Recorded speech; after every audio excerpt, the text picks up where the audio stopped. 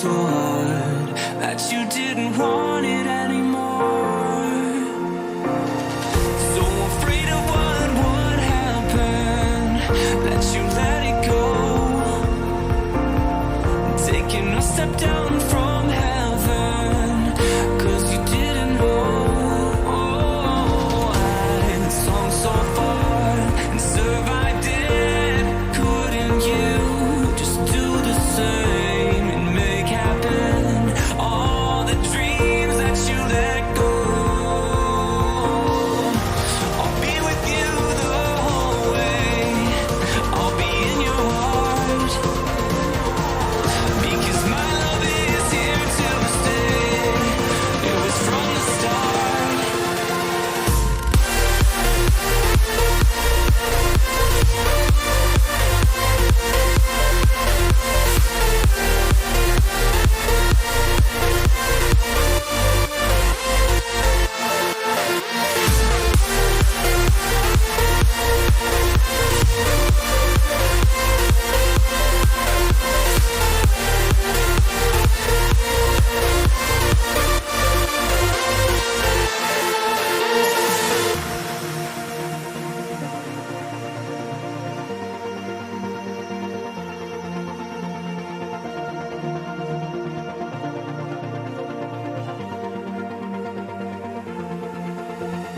Jumped so high to the top, and your legs got so sore to drop, but there's no pain anymore.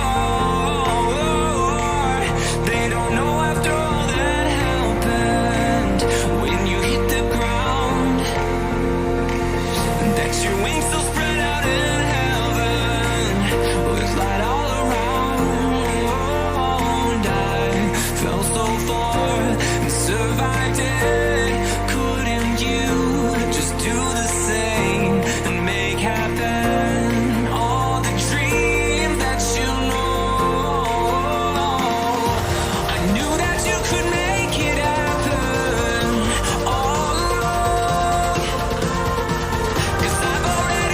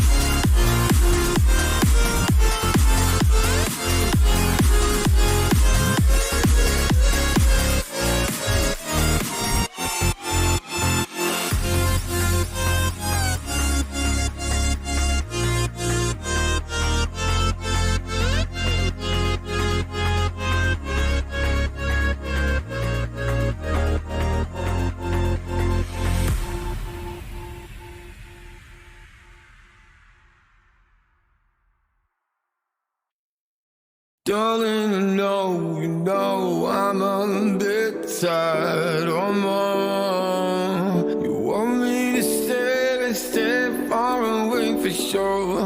Every morning, know all of my thoughts. Yet I'm tired, but I'm so tired. Grab me tight, shake me away from you, baby. I'm tired. I don't want to feel so ill. Give me your hand, darling, just shine for me. I'm so tired.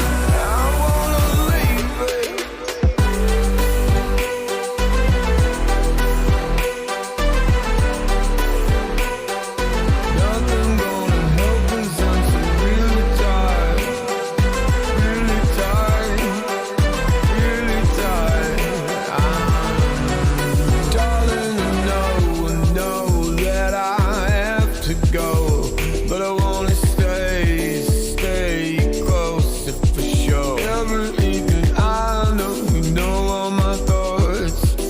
You're my island soul, but I'm tired, so grab me tight, shake me away from you, baby. I'm tired. I don't want to feel so ill. Give me your hand, darling, just shine for me. I'm so tired. I wanna leave my skin.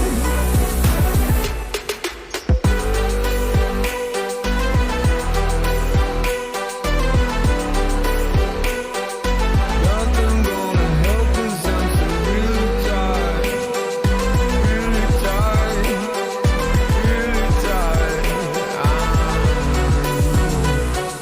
And I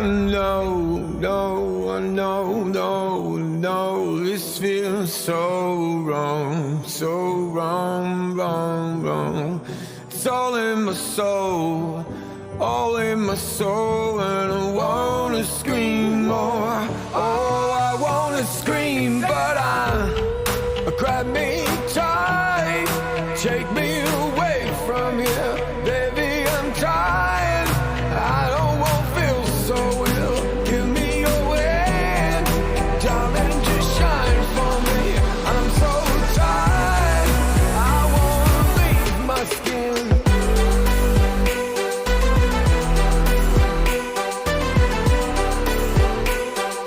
Nothing gonna help 'cause I'm so really tired, really tired, really tired. I'm so tired.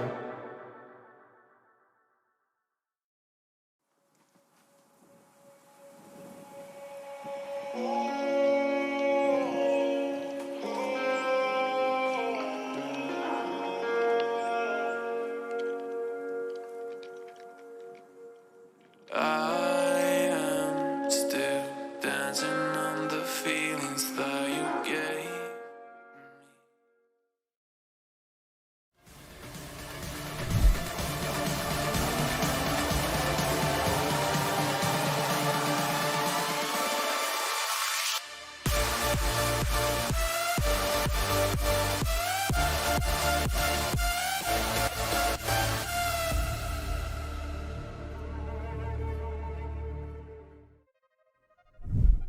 Hello, ladies and gentlemen, and welcome to Legends Esports. Tonight is a very special night because it's week 2 of the LTS. Guys, we got a spicy matchup for you tonight with GLV versus University of Alberta Esports. So we see already the spiciness is already starting there in chat. I got Branzy there, the GLV support. Already getting some spiciness thrown in there. So I'm liking it. I'm liking the action that's about to come tonight. There is a couple important announcements that I'm going to be sharing at the end of the night regarding tomorrow or this weekend's streams.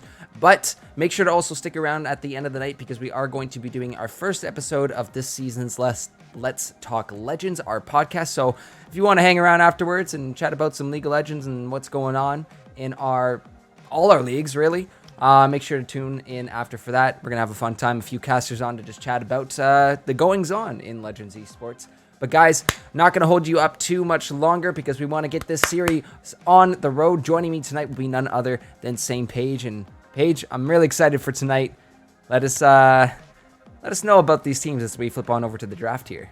I mean, we know this is going to be a good game when Beanigerf is ready to roll. I mean, he's going to be relaxed and he's going to be here the entire night, ready to cast and ready to go. Personally, I've seen a little bit of what GLV Violet's Diamond team is withholding. I know personally I've seen the bot lane here with Toast in particular, as when way back in the day, he was a little gold player and he was still smurfing it up, and he's a hard mid and bot player. So not only he plays traditional AD carries like something like Jhin, Kai'Sa, Samira, somebody like that's very strong right now, but he can bring some prominence, something like Syndra, maybe even something like an Orianna or Swain to the bot lane to really spice things up.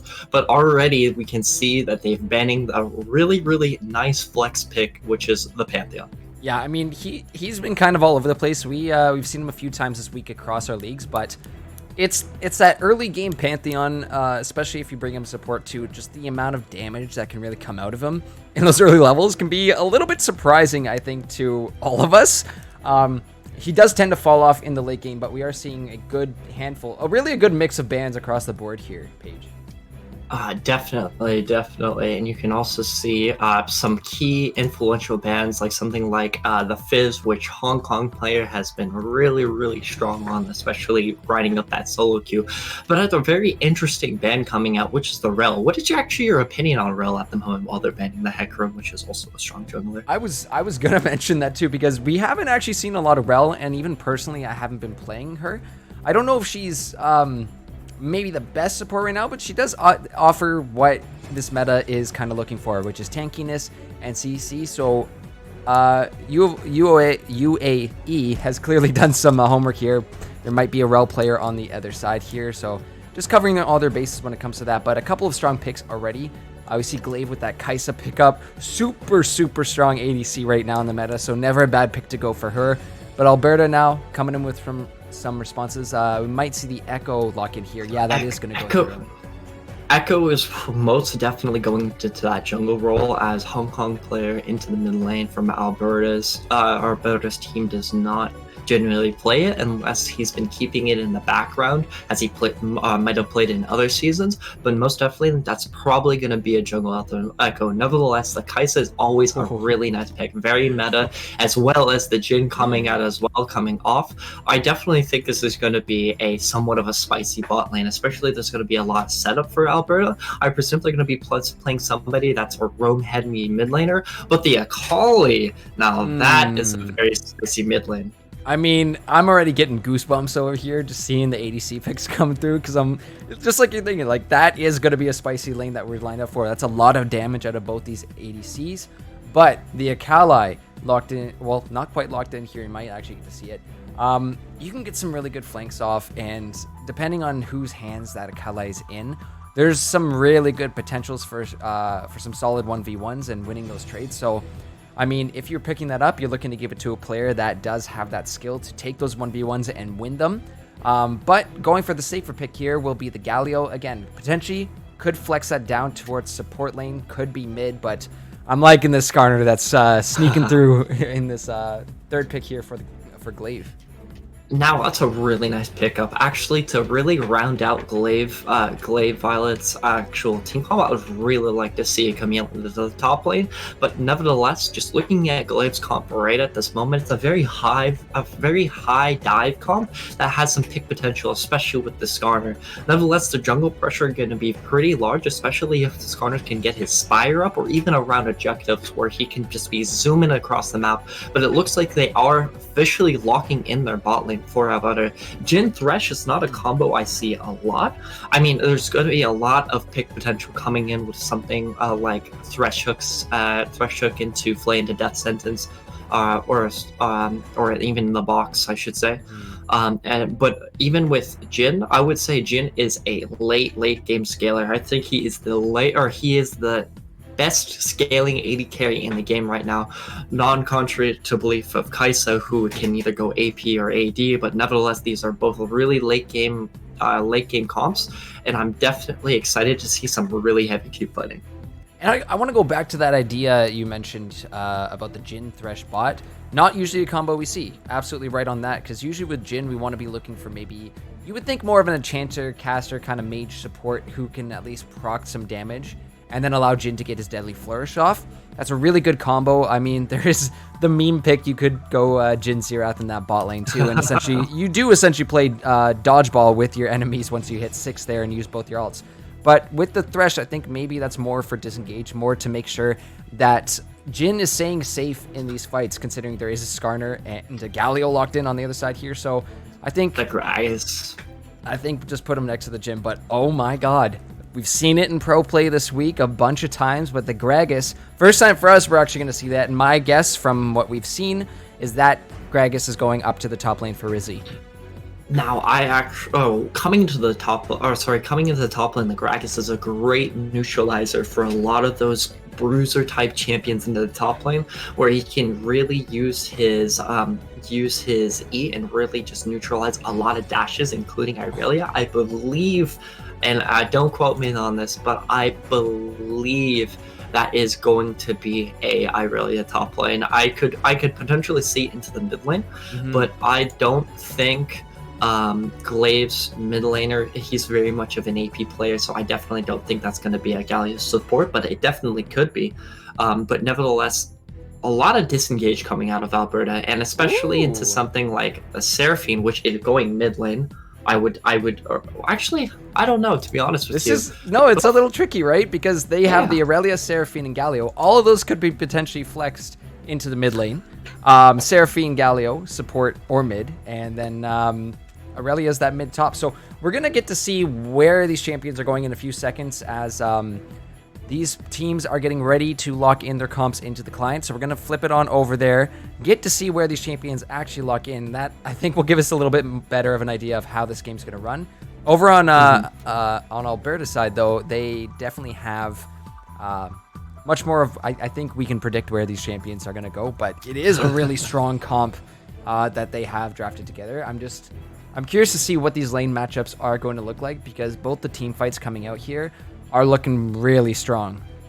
Definitely. I am a little scared for Alberta, though, especially that you have a lot of disengage coming in with something like the Thresh. Of course, these champions can be flexed both into more of an aggressive style playing, using casks and the body slam and going very aggressive and really setting up and picking some key targets like the Irelia or the Kai'Sa that's trying to hyper carry this match. But nevertheless, I definitely feel that this Talon is going to have a little bit of a hard time actually getting into the backline, especially that somebody like Kai'Sa who can literally just see the Talon, hop over the wall, trying to go for the one shot and just killer instinct straight out of dodge and just dash into the team fight into the back lane and start pressuring the Jhin. So I'm a little worried for Alberta's comp. If they can't get some type of early lead going, it's a little bit more difficult in my eyes to see them really execute, especially that Glaives is so easily executable. All of them are reliant, or I should say majority of them are reliant on that heavy level 6 and really pushing those advantage into the mid and even into the late game team fights, while Alberta's is a lot more dynamic, where you can use the extra flash through Thresh's Lantern to really make sure Jhin is going to have a good time and make sure he's nice and safe into those really aggressive engagers like Galio or Skarn or even Seraphine ult. But definitely there is some flexibility there. And now, that we're doing the LTS right now, we are a little bit of a step up higher in ELO. I'm wearing a bracelet right now, Paige, that says "Take the Lantern."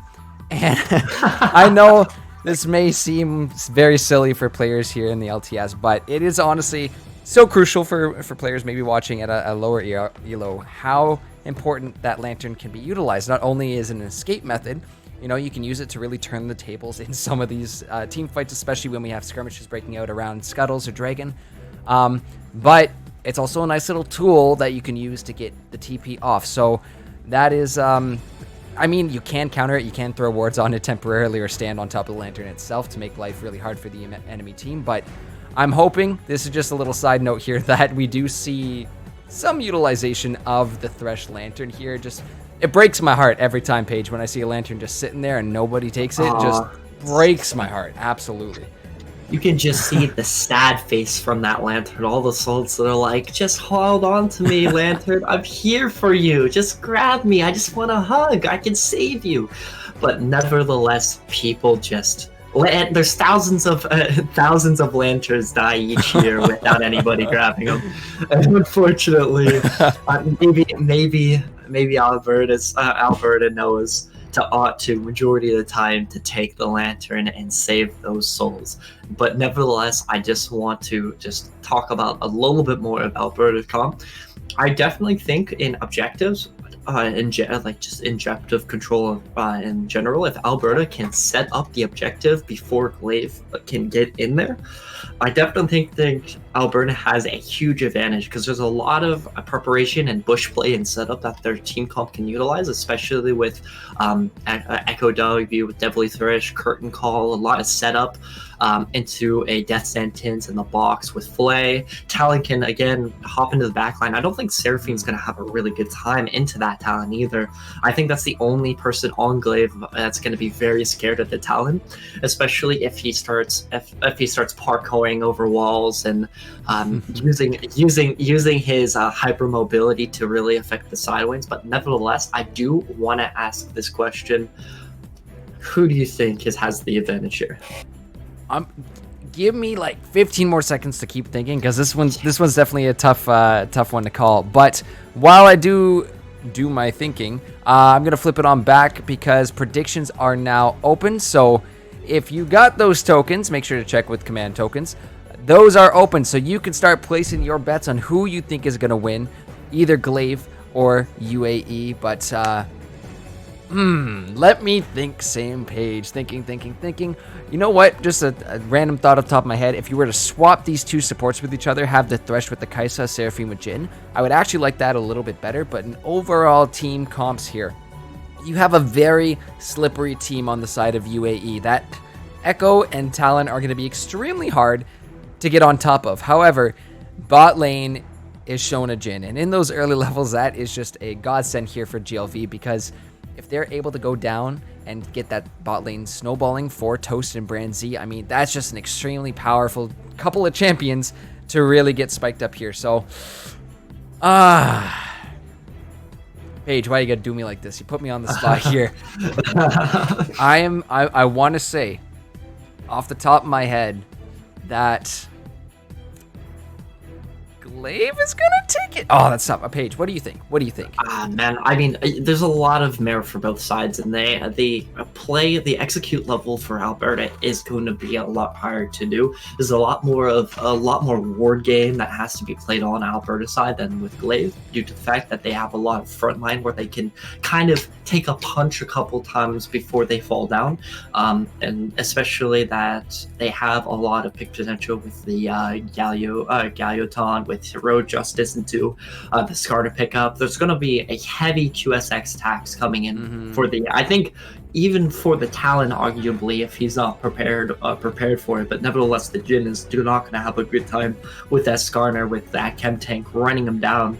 But I think I have to give it to GLV. It's just their comp is a little bit easier to execute. There's a little bit more volatility into their comp, but nevertheless, I really think that Galio and that Skarner is just going to run through the rampage, and Seraphine as a champion is just so strong right now, especially with Moonstone. Yeah, and you know what? Those are all fantastic points, because I look at UAE, I'm like, that's a lot of strong champions over there. The Jhin, Talon, Echo, and the Gragas right now. But I think you made a really good point in saying that it is a much harder comp to execute. There's a lot of easier paths to success on the side of GLV, but we are going to have to see how this one unfolds as we hop onto the Rift. Make sure to keep getting those predictions in. But guys, we're going to take a short break, and when we get back, going to be on to Summoner's Rift for game number 1, GLV versus UAE. Don't go anywhere, because you're not going to want to miss this, guys.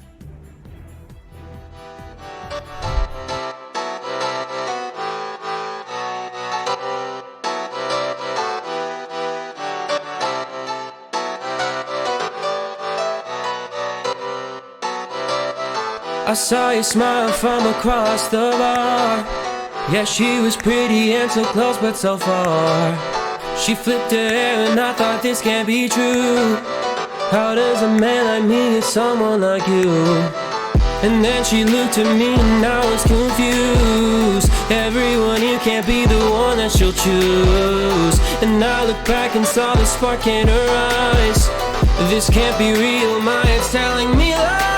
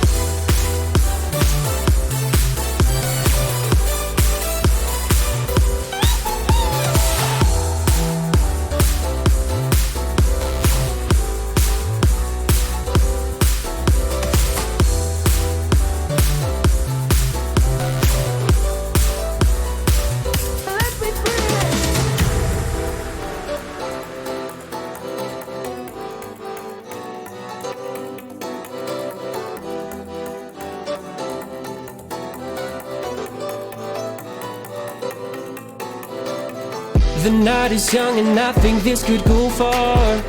The sky is dark but you're my shooting star. Could see your face reflect upon the moon.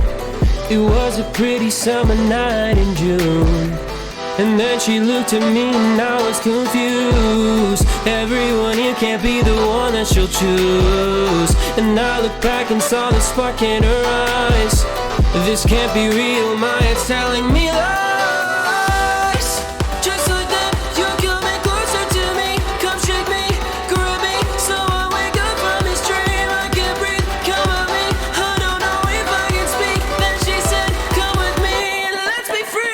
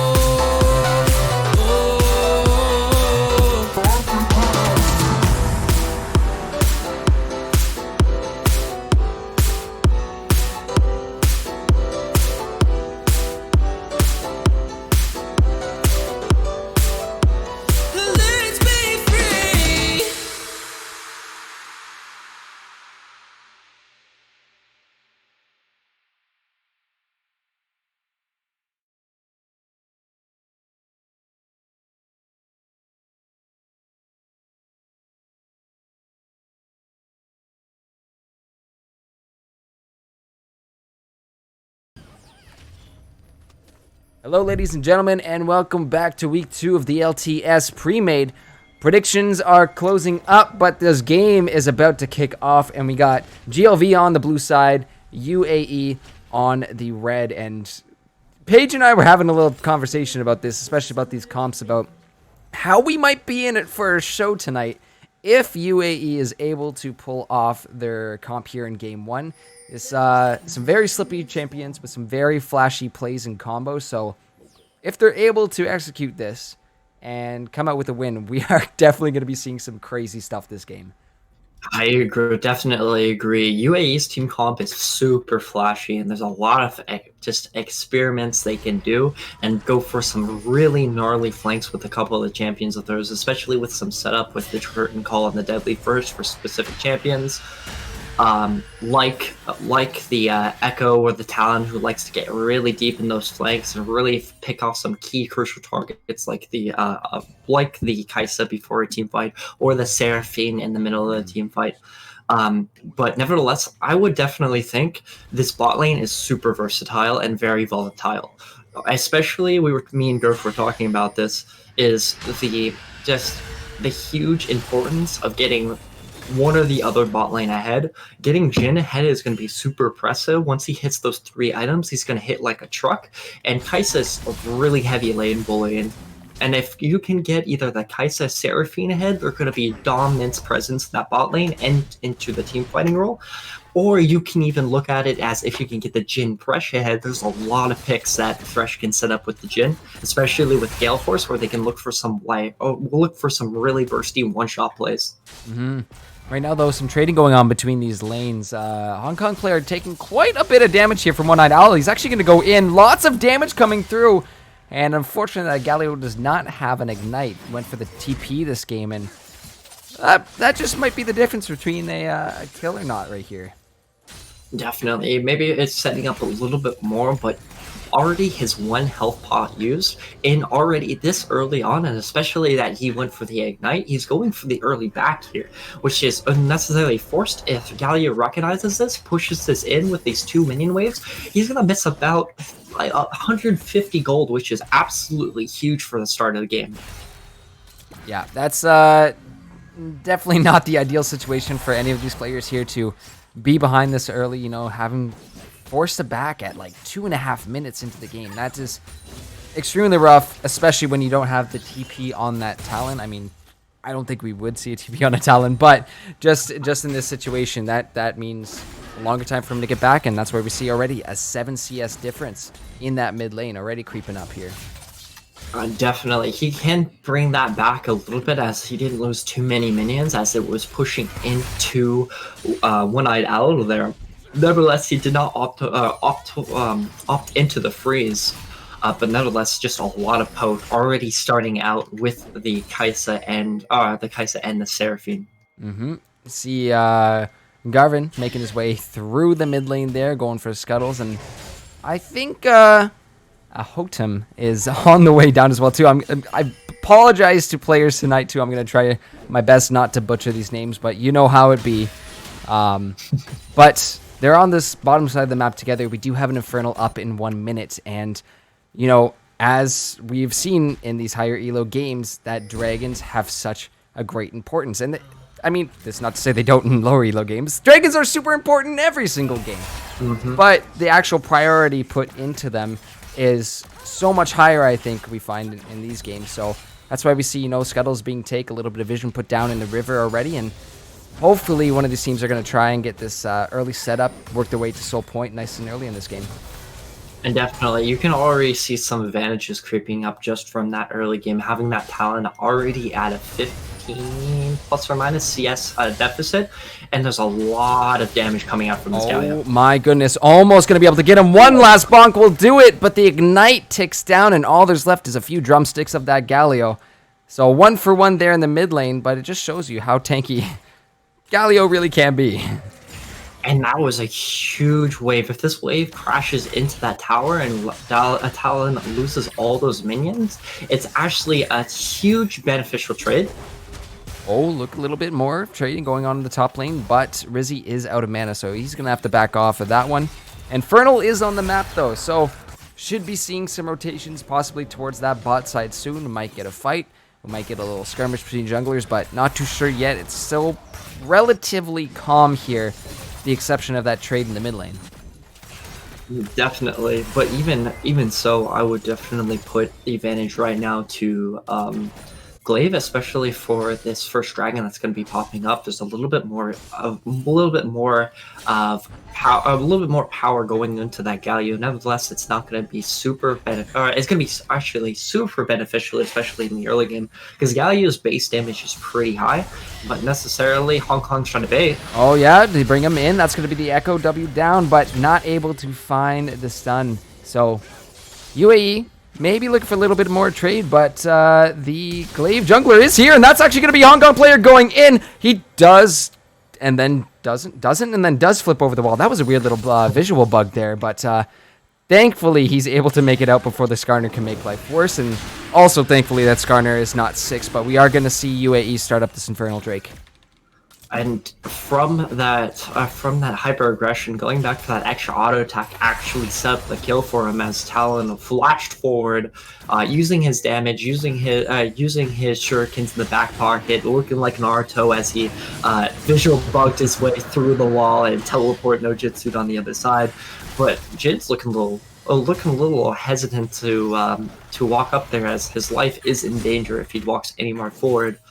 But to be honest, genuinely, I don't see a lot of like pressure coming in any of the top lane. It's looking a little scary for Hakira here, especially how much damage the Gragas actually can entail. But he's been dancing around him a little bit. It's just been a farm game top lane. And I mean, the explosive cast is ready up there as well too. That's where we see the big Gragas plays start to come out, is when he's able to combo that with the belly bump as well too. So Kira's definitely got to be on watch here for an all-in from Rizzy, especially if the poke keeps coming down. A little bit more trading here in the mid lane is Owl still harassing onto Hong Kong player, but this Talon is definitely starting to do a lot more damage than he was in these first few minutes of the game. And he has his pickup start, and once you start having his Talon gets first items, he starts really rampaging over any potentially most lanes into a melee versus melee matchup. But I would definitely expect if if I would say the Galio is definitely going to be needing some assistance in the mid lane. There is going to be a lot of kill pressure coming in once Skarner hits that level 6, which he does, especially that he has phase rush. He can really proc that early. Even if Talon gets the flash away, he can really speed up into the Talon's face and really start pressuring him with his pincers, really. And I'm really liking what Akira is doing here, just taking these little trades, just little autos here and there onto Blizzard. We can see how low he is, but this Echo is kind of floating around here. At least he was, so definitely a smart move for Akira to back off there for the moment. But some really great trading, as clearly Directed Cam is not excited about it as we are. And we're missing everything! Killing the mid lane, and now it's the bot lane where this Jhin is gonna have to get away. He's slowed down, a lot of poke damage coming out of that Seraphine, but it's not gonna quite be enough. But across the map there, we just lost a Thresh and a Galio. That's a really intense trade coming over, and you can already see gank though. Oh, there's the cask, and just like I said, it's going to be used to bring Akira back in, and even though that Aurelia pops her Vanguard's edge, it's not going to be enough to stay alive there. The kill pick up, beautiful little gank there from Garvin. I was going to actually comment of how well Akira was really pressuring the Gragas and getting that extra CS lead, but nevertheless that also puts him into a advantage where he was getting, he has some gank potential, and there's a really nice setup with that explosive cast and that body slam to really make sure Akira had no way to outplay or any room to really breathe. Nevertheless, that was a really nice setup where Death Sentence was landed onto the Kaisa there, but the nice reactionary ultimate coming from Seraphine where he hitting the Thresh and popping his health, doing like 400 damage, which was an insane amount, like about 1/3 of that Thresh's HP, where Kaisa could really set up and clean house with ISO-Q. But overall, this game is relatively even at this point. I mean, the goal difference isn't too much in lead of UAE, but they're the ones with that dragon, and we are going to see another mountain spawning up in a minute 30. However, right now, it's GLV going for that Herald. There's going to be a little bit of trading here as Rizzy is here to harass Toem, and let's see who actually picked it up. It is the Skarner who got it, but there's 3 members of... Oh! The flash, the belly bump! He's going to catch him out of the blast cone, and that's going to be the kill picked up by Hong Kong. So clean on the Gragas. Wow. What an... Oh. You think you're free, you think you're out, but nope. Gragas is there, and we're actually going to see the curtain call here in the bot lane from Jhin. Toast kind of dodging back and around, and don't think he's actually going to eat any of those bullets. So he's safe and sound for now, and the lantern's being used there. That was an amazing body slam coming over to Rizzy there, predicting where the... Uh-oh, this is trouble. Hong Kong players found Seraphine, but... that is going to be the flash to get on out. The taunt will land on the Hong Kong. Yeah, we got action happening all over. We're going to have to keep on zooming out because that in the top lane is going to be Aurelia actually getting taken out. Akira gets picked off once more, but I think that's where the attention was. We saw, you know, that lane was kind of quiet for a while, but now that Echo's making those ganks up there, he's really starting to get this Gragas along now with 69 CS, nice, and 2-0-1. So this Gragas is definitely rolling at this point.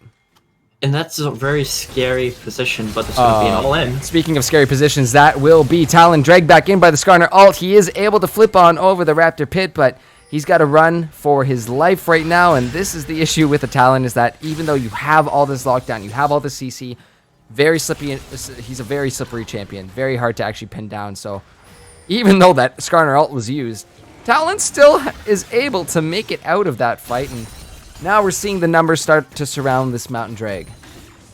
And I would definitely say his parkour skills are really on point there. That was a really nice setup initially, not knowing that he actually had that wall available. But Seraphine ulti, it's 3 people. Yeah, parallel convergence is down as well too. Big ult from Akira as the box will come down immediately.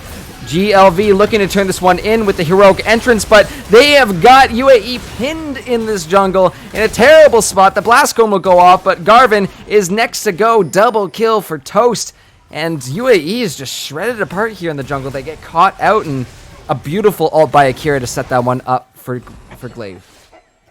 That was a gnarly beat drop as well. Setting that up for the rest of the team with the hero entrance. Akira setting up with his belly dance and really dancing around the teammates with Aurelia ult, but this is really the power that we wanted to see from Glade Violet's comp. Those team fights are going to be absolutely gnarly. A lot of heavy AoE, a lot of heavy CC for those key targets. Even if the Talon was super fed in that position, he was still not slippery enough to walk away from that heavy CC. Nevertheless, that was a really nice setup from the entire team of Glade Violet, but I would say that UAE is not out of the fight at all. No, definitely not. This one is very, very close. Only 100 gold difference at this point. We do see a nice little stun coming out of Akira, but Rizzy is getting scary. He's got the Thormail, he's got the Bammy Cinder, so he's going to be soaking up a lot more of that damage that Akira was pumping out in this early game, but more trading in the mid lane as well too. Bot is a little bit quiet right now, but across the map, this is hanging on kind of a knife's edge right now. It could go either way. It really could go either way. We're only 13, almost 14 minutes into this game, and it's just been honestly nice trades back and forth from either team. Definitely. I just want to recognize the pick potential coming over to UAE's team comp, and there's a lot of action mid all the time, which I'm actually pretty surprised about. With the comp of Galio, it looks like the Seraphine is looking for something on the Talon, but he does recognize it. But nevertheless, there is a cleanup on the blue buff. And he's going to be rotating him down to the backside as Kaisa is farming very patiently here as he's trying not to get picked up at all. But oh, you had to say it. The parallel convergence comes out. The hook will just be a little short of Toast, and he smelled something. He definitely smelled something. Bot lane was way too quiet for him, and you know what? Very smart to play it super safe, because if he walked a step forward, he would have got picked off, and that's what's happened with Garvin right now. Picked up by the Skarner. All the parallel convergence coming down again. Puts him actually back into the Blast Cone, but that's why you got a Thresh there. You got Lanterns, and unfortunately, a trade does not go in Hong Kong players' favor. There in the mid lane, he gets a little too deep underneath this tower of Galio, so he's going to get picked off. Another kill goes on over to One-Eyed Owl. And he was a little bit aggressive, especially that he went for the Gore Drinker build, but there's some action from the top lane. Yeah, Akira with the ult, Rizzy with the ult too, back and forth, but no trade of kills yet. Both these top laners still at 3/4 of their health bar, and here, maybe just getting some stacks now, but we're going to see that he's just been so on point with these stuns every single time, and now that he's got the Conqueror stacks procced, he might actually look to go into Rizzy, but a lot of damage coming out of this Gragas. He's going to turn around, try and head back towards his turret, try to bait this Aurelia in as Echo is on this top half of the map. We do see the parallel convergence coming down, the belly bump in to keep this Aurelia from moving away, bumps him back into the turret range, and Garvin is there to clean it up. Oh my goodness, just in the right place, exactly at the right time you need him. Garvin's there. Garvin is the friend of all friends. It's the neighbor that walks over and hands you some sugar at late at night. He's the man, the myth, and the legend for UAE at the moment. He's always there when he needs to be, but there's an all-in. Yeah, Toast is going to pop the ult. We do see the encore coming from Brand Z. But again, guess who's there with the lantern? It's your boy Thresh. Matthew is there, ready to go, ready to save his teammate. We are going to see this Herald started up by Garvin, but Skarner's right here, and that's going to force Garvin off of this Herald, and we might see some more numbers coming around to it. So I think the right decision for everybody is, hey, we're chill. Are you chill? We're chill. Let's all chill. It's all chill. And the encore was unfortunately used there so early, or so late, I should say. And I definitely think that would have been a setup there as a little bit of pokes walking over. I'm still super surprised how aggressive that Galio was into Talon. Maybe noticing that the Gore Drinker build isn't going to be as safe, but it dives looking into mid lane here. Parallel convergence comes down, but that's going to be the double taunt underneath the tower. Garvin is taking tower shots, and this is the issue about diving this tanky comp, is that they have a lot of answers, and they have a lot of CC to deal with all your slippery champions. It's really just a matter of who's using which abilities first. It's honestly a very patient game that both these guys have to play, but really, whoever pulls that trigger first, that can really leave a window for someone else to go in, scoop up a kill. But I think Owl played that dive very beautifully. He made sure Echo could not get him. He does not step into parallel convergence, and no kill is picked up there. Definitely kept his one eye open there, noticing it, just really feeling out the gank. But nevertheless, that was an amazing double taunt where he could really get his aftershock off and really secure his life on the lane. You can see, talking about running people down, of the chem tank is now finished for the Skarner, so he can start really speeding himself up into the Echo's face and maybe even picking off a key target or two, maybe the Talon, the Echo, the Jins. One of those 3 champions he's going to be looking for. So, but there's going to be some setup. Yeah, Toasted jumped on, but that's going to be the encore through 3 members of UAE. That's Skarner on the back line. He's trying to drag this Echo away from the rest of the fight, but again, Cask is going to separate the Seraphine and her ADC, but Akira trying to get the flank off. He uses TP, but it's just picked off immediately. Double kill for the Jin. Garvin's not done yet, and neither is Hong Kong player. They pick that member up there. The Portal Belt will come through. Turret Shot will pick him off, and again, diving the Galio under his tower. You know how risky it was from that first one in the mid lane. Don't try it again when you got yourself a free dragon on the map right now. It's still going for it, but look at that damage coming in from the Galio with the little AP he has already. It's just that straight raw power coming from it, but nevertheless, that was a very, very risky fight. Glaive used a lot of their early team fighting potential, using that encore early.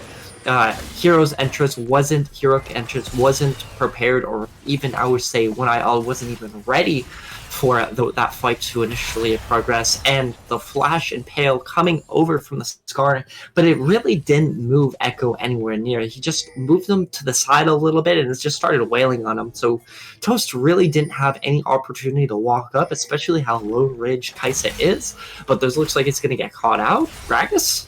Oh yeah, he's actually very close to actually getting picked off. Going back in, the scuttle will be secured. We'll see who it's to, but the TP's coming through, and does not matter because Skarner is there. He presses his R button and he drags Echo back into oblivion. Herald's going to get started up next, but UAE looking to crack open this mid lane. They take the tier 1 tower, and it's just honestly a bit of a bloodbath all over the map as Akira and Rizzy going back at it once more. Conqueror stacks onto this Aurelia, while his team is currently taking that Herald. So that is definitely going to help out Glaive here, open this map a little bit more up. But currently, UAE is in the lead with about 2k gold, but I think that's about to change if they do decide to spawn the Herald here, because there are towers being taken all over the map at this point.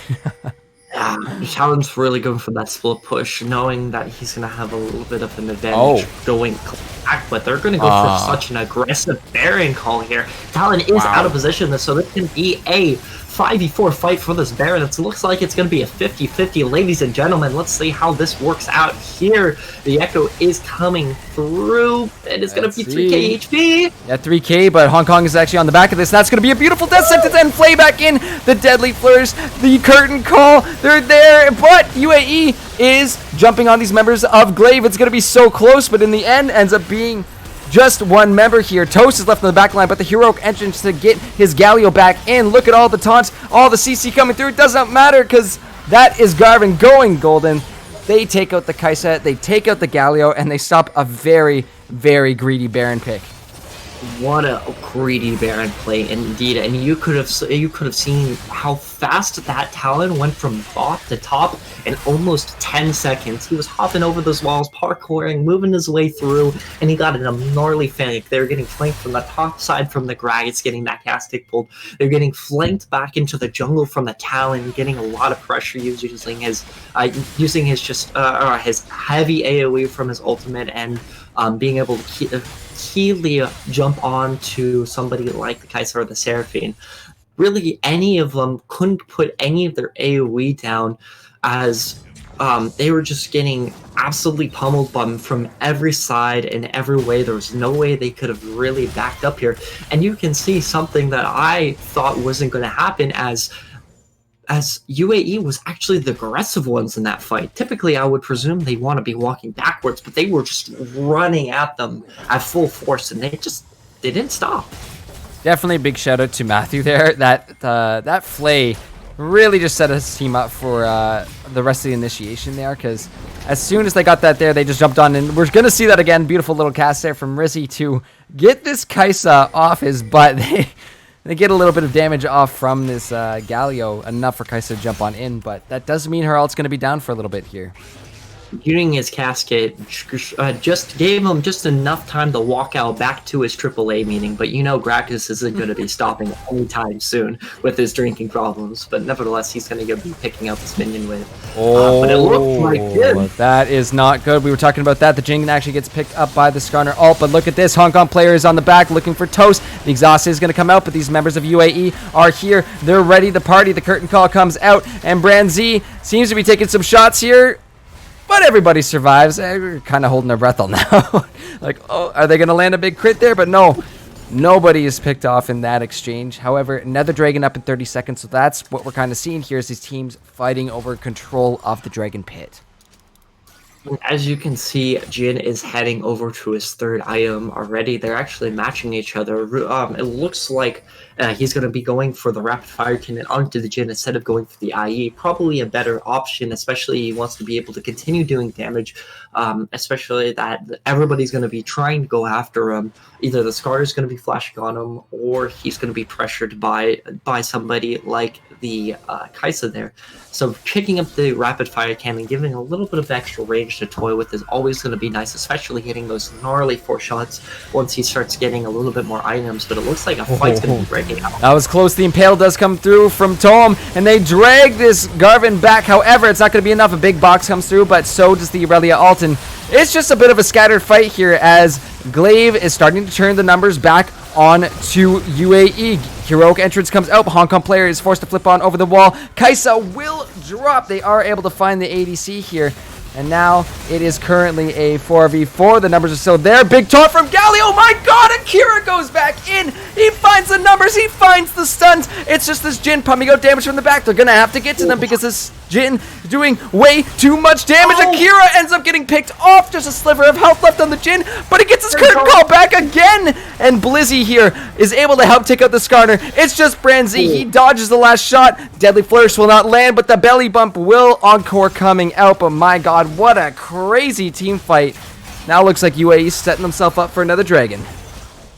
So favorable coming over to GLV there as the scatter fight really assisted on picking up that Echo early, and there was still a 5v4 fight, but big shout out to Hong Kong player there going over and picking up the kill onto the Kaisa there, basically 100-0 her just almost immediately, and being able to get out there. He was picked off later on in the fight though, but nevertheless that was one of the key moments that really set UAE back into that fight and securing the Dragon. And this is, again, where Greg is so freaking key in this elo, is the fact that he is able to neutralize so much. You said it yourself, right? He was sitting in that front line. He made sure nobody could get to his Jin, and all that damage that was being pumped out from UAE's ADC was absolutely insane. Akira got him down to a sliver of health, almost able to pick off the Jin, but again, way too much CC and way too much damage coming out of the Jin. So that was just super well played by UAE. Very close fight, though, overall. Very close fight. I'm really interested. It looks like maybe GLV is going to be looking for some pressure onto the mid lane tower. That is probably the best way they could have doing it. But there's some slow push pressure coming from the Gragas, and knowing that he cannot 1v1 the Aurelia, he is going to be looking for those team fights.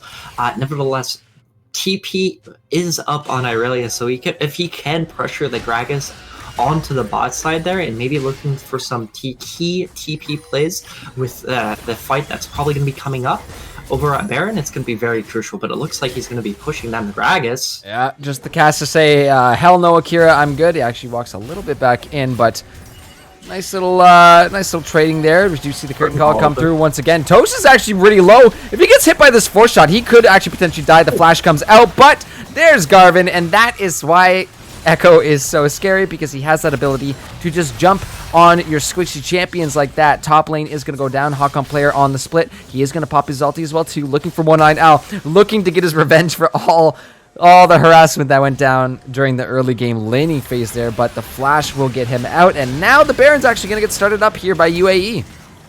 I think this is actually a really nice position here, as they are the stronger team. Maybe this Baron call is not terrible. It looks like they are giving this Baron, though, which is not only a little bit of a surprise, but I can completely understand it because they're a little bit behind at this point. Their team comp is not executing as well as they need to be, and of course the Galio, I to be honest, at this point, because the Skarner is not as tanky as the Galio wants him to be, the heroic interest isn't getting a lot of presence into the middle of the fight there. It's usually primarily focused on something like the Kaisa, but usually at that point, the Kaisa's already dead from the Talon. Yeah, that's a good point to bring up, because now that you've mentioned it, the Galio ults are coming in not so much for the engage, but more of disengage, more for keeping his team alive, which is totally a viable way of using it. But I think they really need to hold on to that heroic entrance for when the Kaisa gets jumped on, or when the Kaisa looks to go for an ult. I mean, that's such a great engage tool too. If you get the Kaisa in the back line and a giant Demacian Petrosite Golem jumping on top of you, I mean, that is a great way to set up the rest of the team here.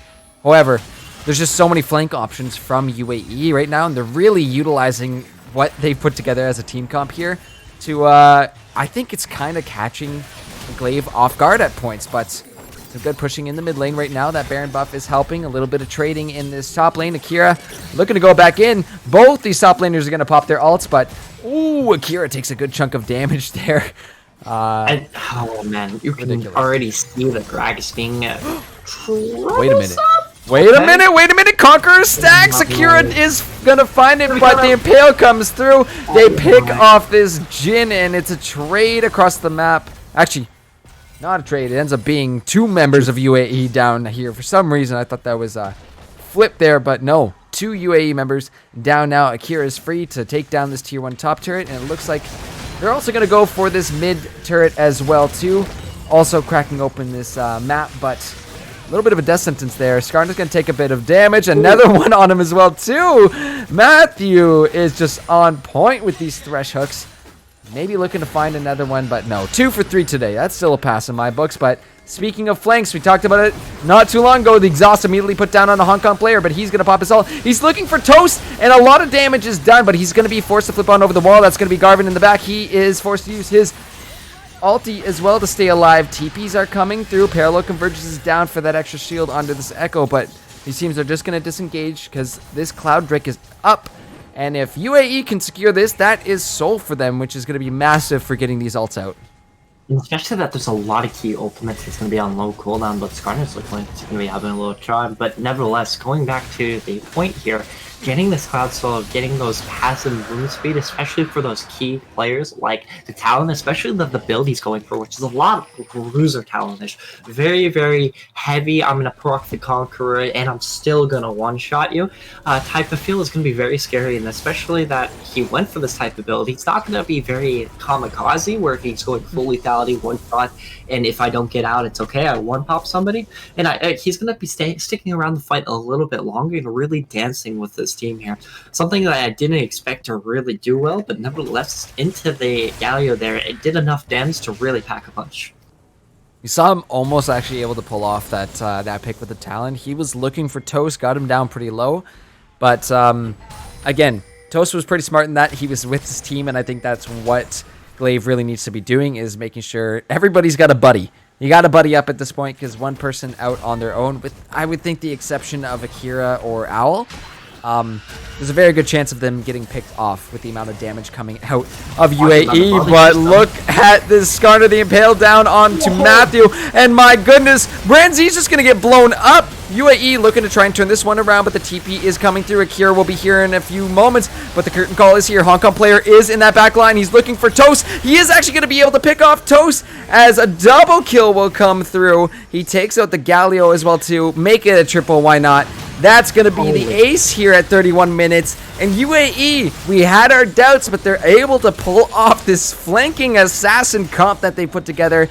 And I think that's going to be game here. Holy moly, and I just want to give props to Matthew as an absolute thriller engaged guard. He, in the middle of him getting impaled, he sidewind, curved the bullet, and hit Seraphine with this, dragging her closer as she couldn't set up the team fight. And unfortunately, that started a chain of events for the final fight, where UAE put a stellar performance and really secured the game for themselves for game one. Yeah, that was just awesome stuff coming out of UAE. And I I mean, big props to their mid laner as well, too. Like, Talon was consistently rotating around, looking for picks and looking to be annoying. And we saw in that last fight there, that really just kind of set them up for success and rolled the game into end. But it's not done yet. We still got a best of 3 series in our hand. But overall, I mean, that was just really well played by UAE here. And it definitely was, and I'm excited for what's going to be going on in Game 2 and what kind of bans that are going to be going through. But nevertheless, I am super excited for this game. Before we head to break, what are you expecting to see in next game or not see? So I could definitely think maybe instead of going for this heavy wombo combo kit, especially that the Camille was banned out and they didn't pick it up instead of going for the Irelia. The Irelia for Akira was really neutralized. The Gragas was just a brick wall, and when Akira could finally start chipping at that brick wall enough where he can really punch through, you can see Garvin just come off to the sidelines and just pick her up into stealing his lunch money onto the 300 gold every single time, really setting Akira behind. So maybe if they're going to go for something like this Galio combo again, they're going to early pick the Camille Galio. Otherwise, I think you should maybe look for more of an aggressive support or send the Seraphine mid lane and maybe even switch the Galio to the supportive role. Yep. But, I mean, we'll have to see what the decision is here. I'm really liking what UAE has to offer in terms of the confidence coming out with these picks.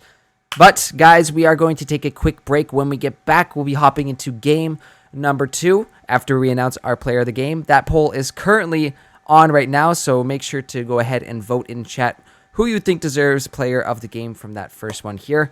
But we'll be back in 5 minutes and be ready with game 2 when we get back. See you soon.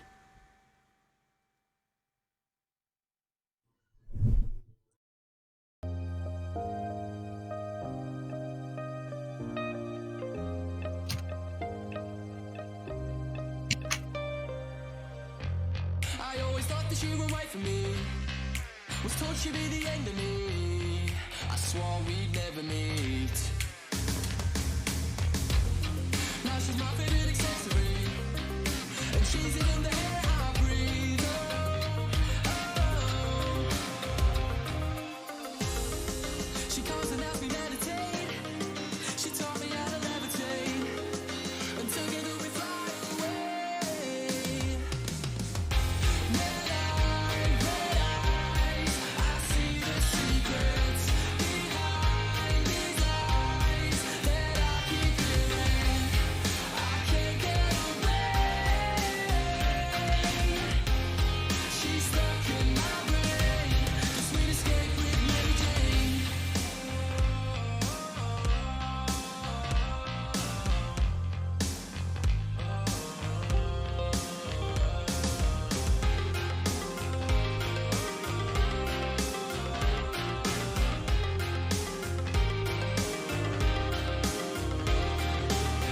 I'll never get her to change her ways. It's simply the way she's made. Oh no, she'll never change. There's loads of things that I'd like to say, but she locks them inside my brain.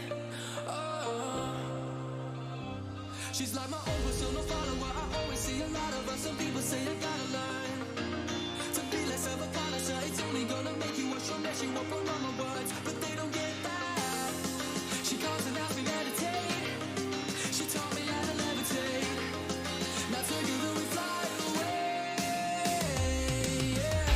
Red eyes, I see the secrets behind these lies that I keep hearing.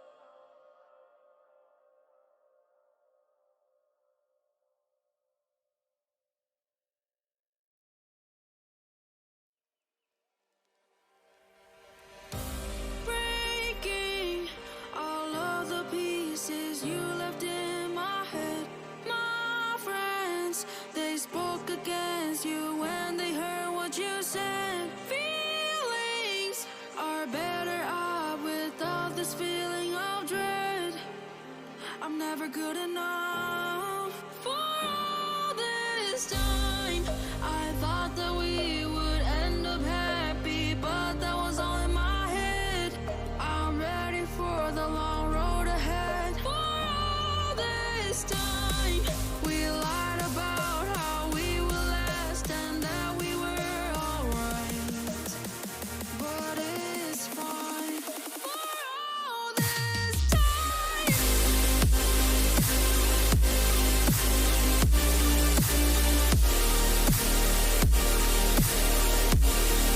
all this time.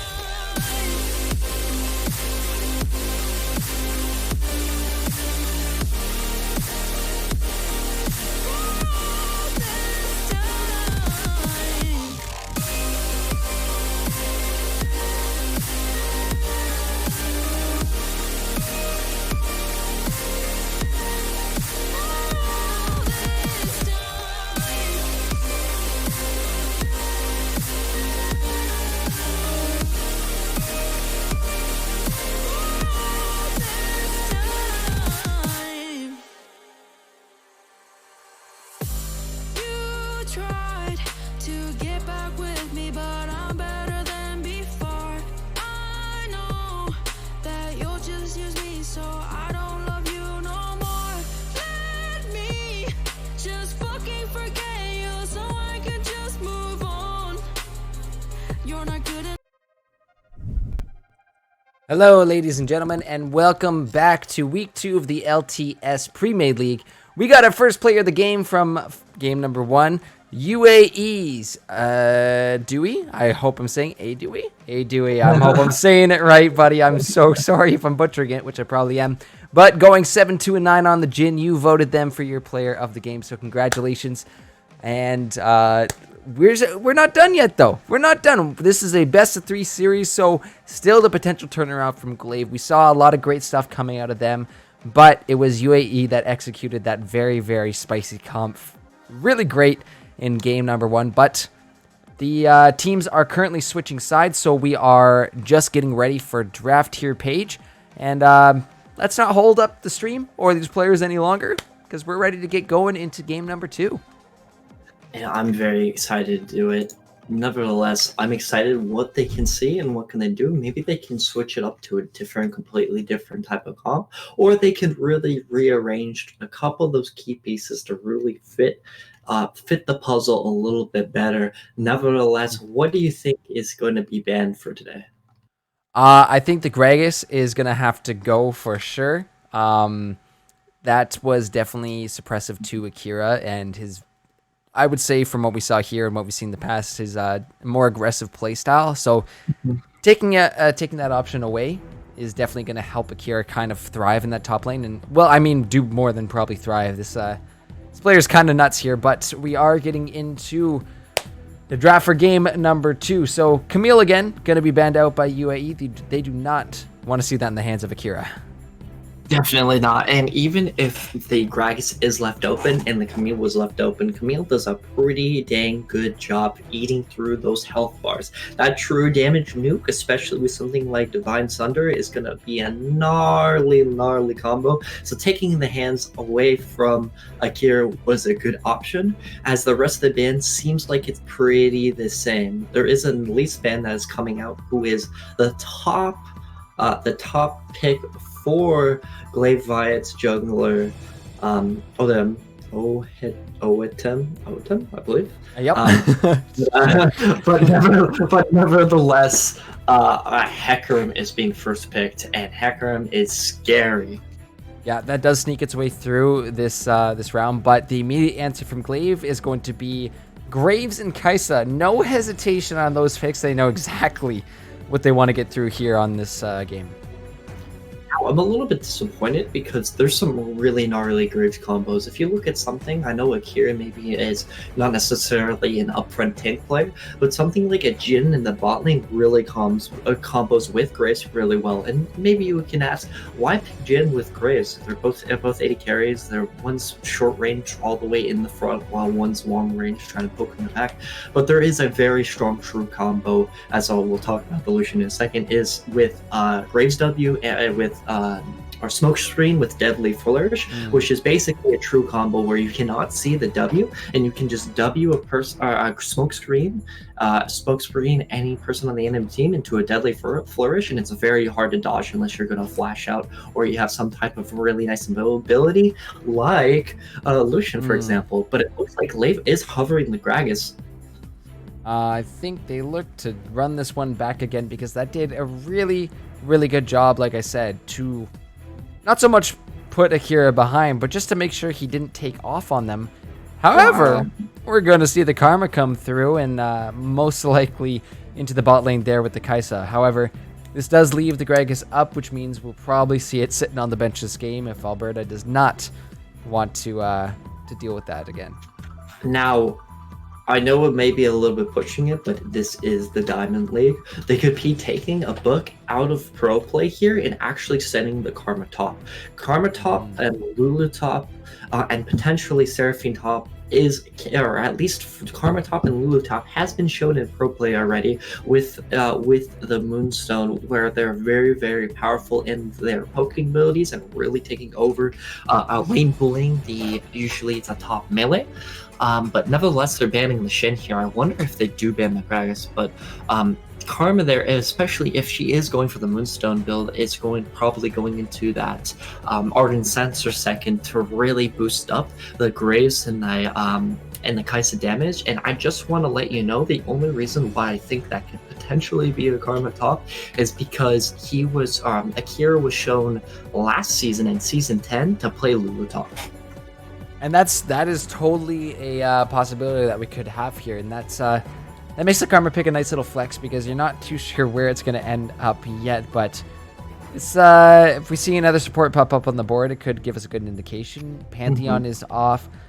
They could potentially set up with a set, or they could just throw all the cards out the window, go for the Bard, and that will probably give us confirmation that it's going to be the Karma top here for Akira. Yo, big brain, let's go. Yep. Nevertheless, I'm really I won't lie to you, I'm super surprised to see a Bard here.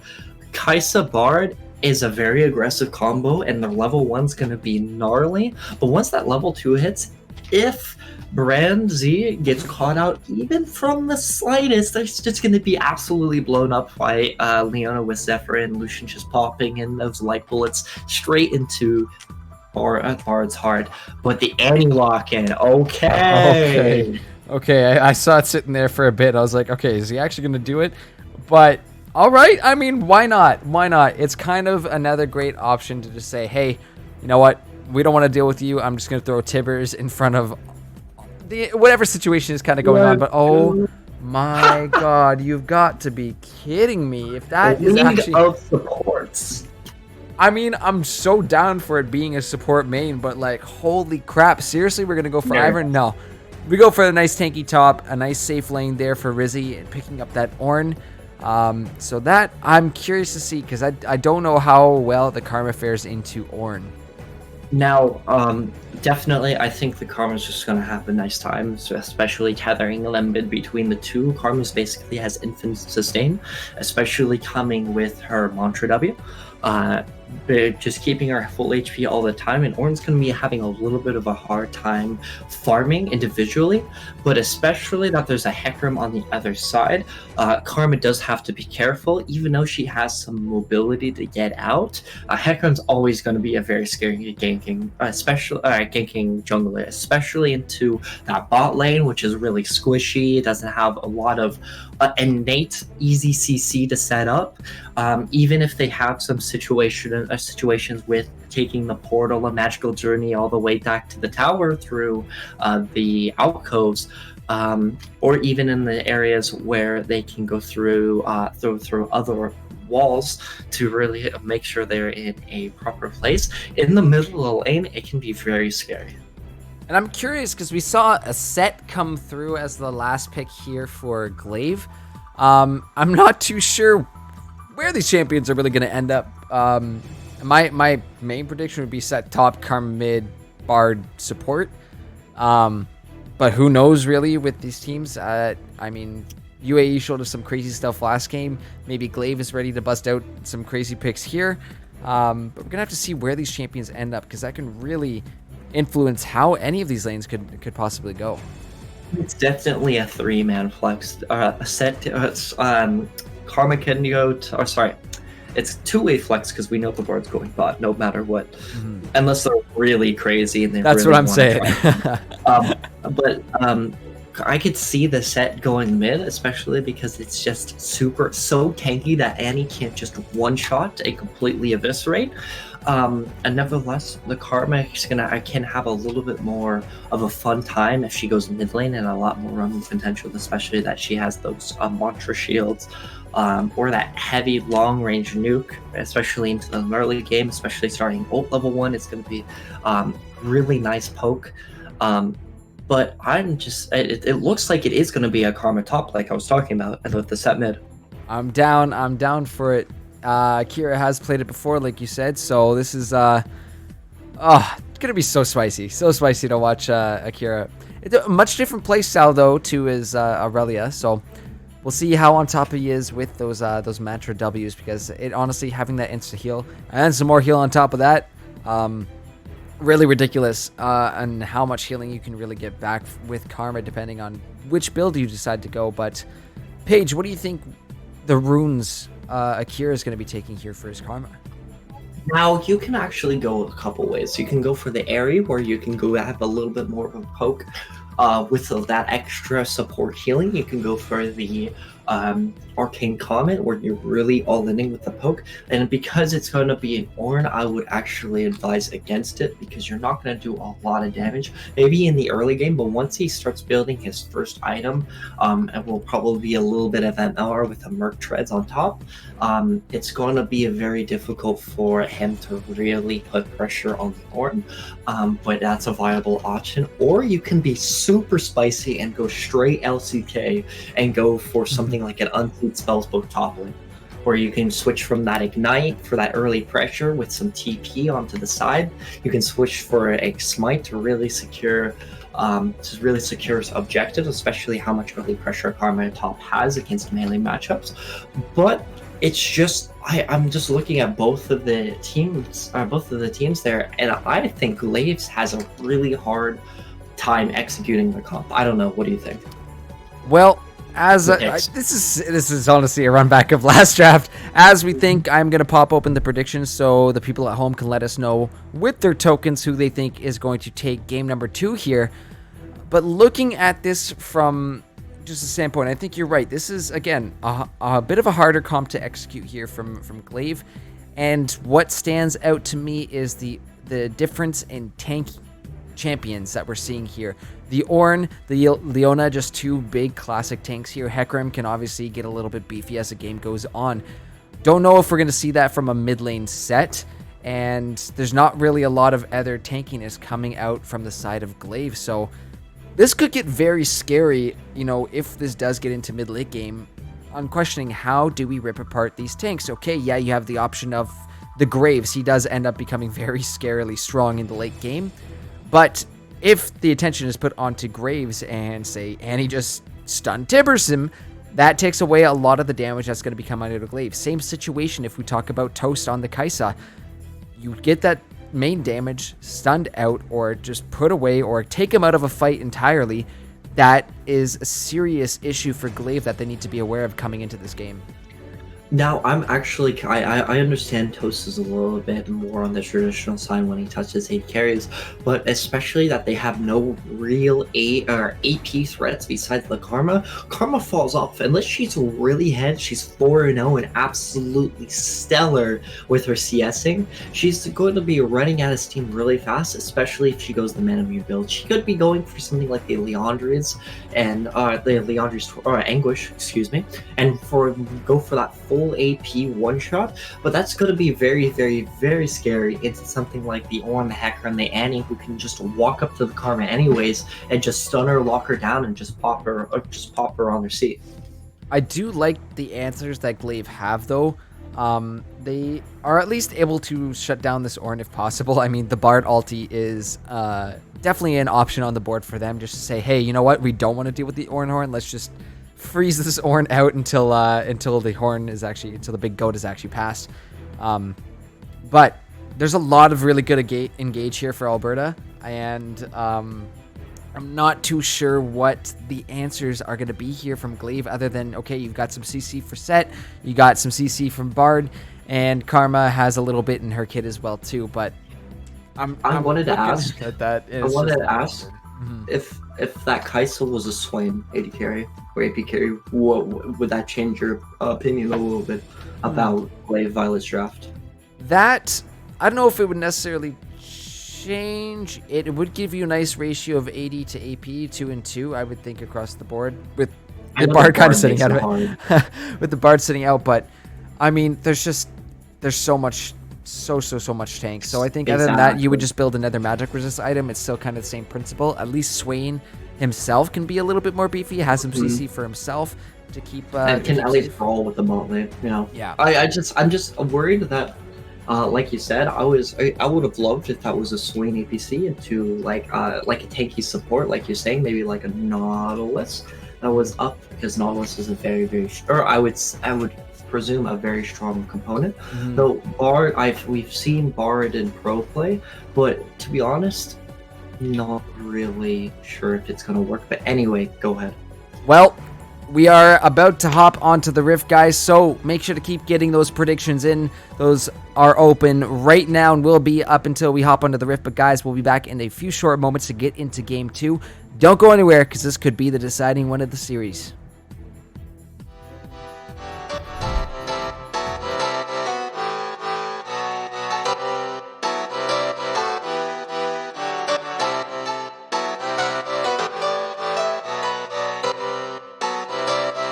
I saw you smile from across the bar. Yeah, she was pretty and so close but so far. She flipped her hair and I thought this can't be true. How does a man like me get someone like you?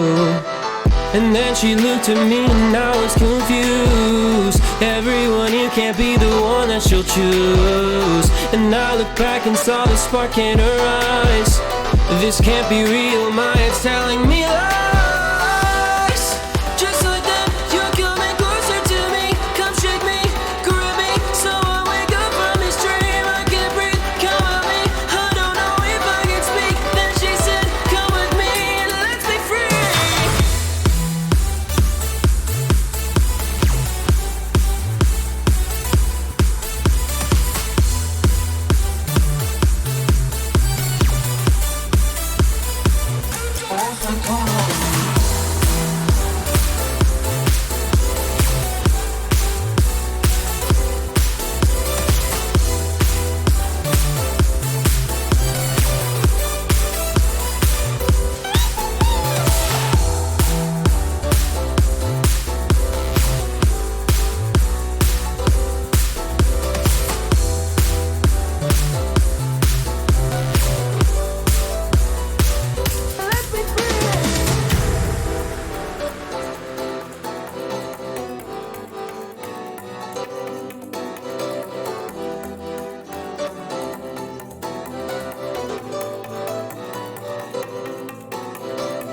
The night is young and I think this could go far. The sky is dark but you're my shooting star. Could see your face reflect upon the moon. It was a pretty summer night in June. And then she looked at me and I was confused. Everyone here can't be the one that she'll choose. And I looked back and saw the spark in her eyes. This can't be real, my head's telling me lies. Just like that, you're coming closer to me. Come shake me, grab me, so I wake up from this dream. I can't breathe, come at me. I don't know if I can speak. Hello, and welcome back to week 2 of the LTS Premade League. We got a bit of a side swap going on here with UAE now on the blue side and Glaive on the red, but looking at these comps here, UAE is coming in with some serious tankiness and a lot of good answers to what Glaive has put down on the board here. So we'll see if Glaive can take a game back or if UAE is just going to enter in 2. Now I can see Glaive pulling this off here as the side of UAE is very, very short range. They have Lucian and Andy as their main two damage dealers, and their ability to really lock up is pretty limited, but it doesn't mean you have a lot, but you do have a lot of engage set up with the Ornhor coming in with relentless onslaughts from the Hecarim, or onslaughts of shadows, excuse me. Especially with solar flares, a lot of setup for those two champions to really walk forward. But nevertheless, I'm really excited what they can pull off and how the ganking strategies are going to be looking at with these two junglers. I definitely think, especially that you can see Graves there, he's going to be going from red side, he's going to full clear from top to bot, and maybe looking for some really early ganks onto the bot side or to the mid side, especially how aggressive set can be. As you can see, there's already going to be some punching back and forth, and that's a little bit of a child abuse there, to be honest. A little bit. I was going to say, like, you're talking about set aggressiveness, and, well, do I have some good news for you? But these mid laners have honestly been so aggressive with each other the entire series so far. So some really good trading coming out of Al. We saw that last game really early on. He was doing really well with the trades into Hong Kong's Talon and force that early back. So potentially something we're going to see here until Annie's able to get that big burst off here. The set might be able to actually walk up and make Annie's life quite a bit of a rough time here in the early laning phase. And like you can see, from every single lane so far, they're getting absolutely bullied level 1. That's their whole side objective, is to really push their HP bars to the limit and start popping those potions. As you can see, Leon already popped 1, but it seems like he is counterbalancing it with some really nice rune choices here, getting those biscuits. Biscuits are absolutely stellar, and they give so much HP in such short amount of time. I love the biscuit rune, absolutely love it, especially when you know you're going into a lane where you're going to be taking a lot of harass, aka Kaisa and Bard. That's a lot of poke to come through, and we see it already as they're trading on to a Dewey. We're gonna get this down. We're gonna get this down. Zenith Blade is going in though. The exhaust is down on to Lucian immediately as the TP is gonna be the answer immediately, very early on for this, but will actually get cancelled as here comes a Toem. Ahotem. Down in the bot lane, we got that right, but a double Bard stun there. So well played by Branzy to set that up, and it's 2-0 given over to the side of GLV in this early game. Really well played by that Bard. Oh my goodness. Branzy, that was a really gnarly smoke screen. Like I said, smoke screen I think is the most broken ability in the game, but Branzy's saying hello to the horse there, patting him on the head a little bit, as you can see, maybe giving him a little tickle. But anyway, smoke screen, you cannot see, you don't know when the ability's out, so you cannot react. But it looks like Grace is having a little bit of a tickle fight as well with the Hecarim. They're just saying hello, that's all. Probably speaking horse, to be honest. But no, some good little how do you do's there in the jungle. We see some trading up in the top lane. Akira's actually doing really well into this orange so far, but that's to be expected in these early levels, you know, being ranged into melee. That the early game for Ornn is going to be a little bit more on the rough side until he gets interject. Yeah. Check out the Ornn rune. That is a straight Korean move right there. Ooh, you actually talked about, you did mention Akira potentially taking the unsealed spellbook. We are going to see actually a little bit of action here on the bot side as members are kind of split up here. The Graves is down here in hunting, but Lucian still manages to take it out. But back to that unsealed spellbook there. Yep. We were predicting it on the Karma, but we do see it on the Ornn. My goodness, that's actually so. That is coming straight from Screen Soku, as it looks like Akira is going to be all-inning the Ornn here. However, Garvin's up here. He's ready to go. The flash from Akira is not going to get him far enough away. He tries a last desperate E to shield himself up, but it's not going to be enough. Kill now on the board here for UAE, and we got ourselves a game on our hands here, Same Page. Man, all I'm going to say is, am I a prophet or what? I did say that Hecarim was going to be topside at some point and blow Akira's flash, and it looked like it didn't even matter, especially how aggressive he was positioned. He was on the opposite side, like he was playing on blue side there, maybe a game behind. But nevertheless, that was a fantastic game coming in from Garvin. Like always, we've seen him really put out those heavy early games, game one, and really setting them up or their team, I should say, was really setting him up for success. Nevertheless, Unsealed Spellbook. Unsealed Spellbook is a Korean solo queue strategy, as you know. Oh, we're never going to get to talk about it because right now the showstopper on the Hong Kong player, Tibbers, will come out and actually locked on underneath the tower. He is going to get the shield up. A Hong Kong player finds the kill, and Garvin is here to trade on back along with the Ornn. Beautiful rotations from UAE as they're going to pick up a 2-for-0 in this mid lane. What looked like it would have been a win there for GLV. Gets turned around super fast with these rotations. What an amazing, what an amazing turnaround, especially with Rizzy walking down, not even blowing the TP, just walking slowly, getting that early pressure. Lucian's getting pressured, as you can say, but early pressure, just walking down, getting that free kill, getting a little bit more assist, and really driving them forward.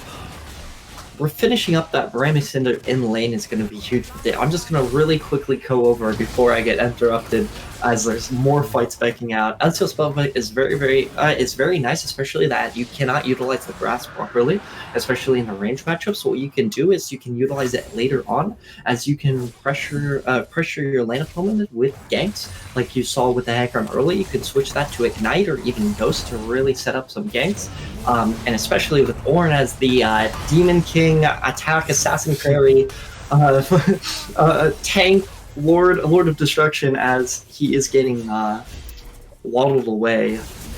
Yep, he does actually pop the Ornn Horn there, not able to quite find the kill as the Ignite comes out, but we do see this Graves kind of floating between mid and top right now, and is spotted up by a ward, so no gank's going to be coming through yet. More harass onto the bot side here, but again, GLV is pushing this early game pretty hard. They are 1 kill down, but still playing quite aggressively through the early phase here. And you can also see from itemization, as there's some back and forth into the top lane. Looking at Karma, she is opting for the Moonstone build. So all I'm going to say is, where's the AP damage going? That is going to be interesting to see where it comes from, because if they don't have a lot of AP as a tank, I'd be okay. Well, if you don't have that AP damage, I'm just going to build pure armor, and that is going to make the lives of Graves, or Owl, Toast, and Hodem very, very difficult. However, Hong Kong player is getting jumped on. Akira has made his way down here. The W does land the chain, and oh my goodness, One-Eyed Owl is there with his Graves, a beautiful ult over the wall, but they pick themselves up a kill here. Now 3-3 on the board. You're gonna have to see what these guys are going for next. There is a Herald, but no Dragon for another 3 minutes. And as you can see, the power of the tether, another really good battle of the top lanes there, as Akira saw Rizzy walk down and get a free kill, free assist mid lane. Akira was like, I can do that too, homie, and just walked straight down mid lane. A nice 3-man into the mid lane, setting that up to slowly bring back this gold deficit. Even though it's not a lot, it is still very interesting to see, especially that there's going to be a lot of scaling happening. Yeah, here comes Garvin once more time. The Ornn Horn being called through as well too, and that is just going to be a nice, clean and easy gank there from UAE to pick off Akira. They're going to get themselves some plate gold as well too, but really, really clean play there up in the top lane. That was very, very clean, and you already knew that they burned the flash early on. So...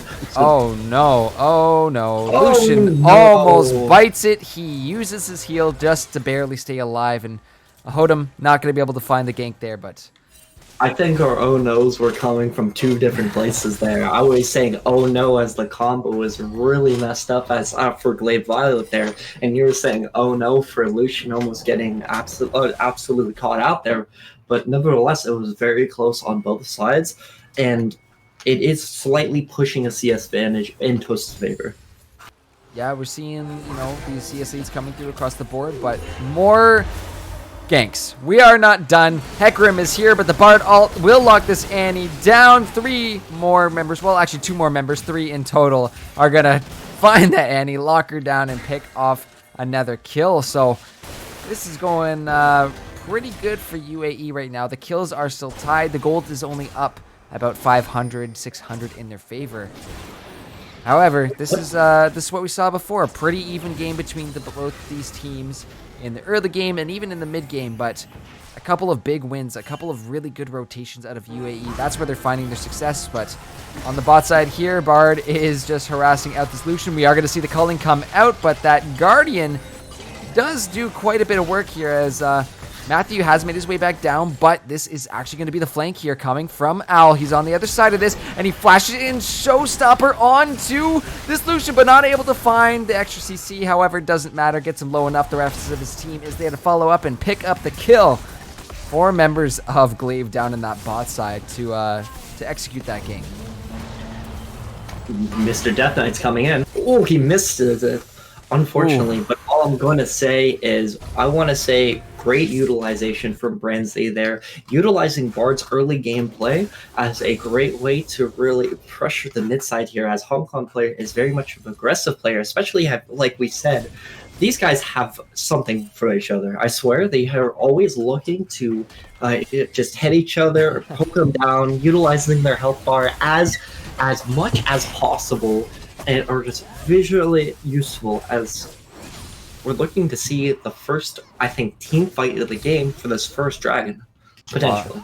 Possibly. Numbers are starting to gather around here. Mountain is on the board, and we are going to have to take a look at some summoners across the board, because right now Orin has the Ghost, Akira on the Karma has the TP still, so got to keep an eye on what that Orin is switching in and out for his summoners. But the Bard ult is going to catch out 2 members here. Hey. And there goes Brandsy on the back. A beautiful Q as well, too, to lock these 2 members down. Set is in the middle of this, but here comes Toast. And UAE is just getting shredded apart. Lizzie is there on the back side. Brandsy is actually going to be forced to run out. And as UAE has been doing tonight, they turn a fight around on GLV that looked like it was GLV's fight, and they just win it. I think it just was taking too long. If the set was there a little bit earlier, he could have set up those 2 kills a little bit faster, especially using his forgetting the name, his W. Yes. And really pack-a-punching his way through the enemy team, but he was a little bit slow about it, a little bit slow of waddling down into that fight where his teammates were already dead. I know we saw Toast ulting in with that killer instinct, but the only thing that left GLV Violet was a little bit of sadness. Yeah, and I mean, they kind of got all squished together there in the jungle again. We actually saw a fight last game right around the same area where, again, GLV, it looked to be in GLV's favor, but Alberta just turned things around and they find all the damage they need. I think it's just a matter of who you're focusing on in these fights, and Alberta's just doing such a better job right now.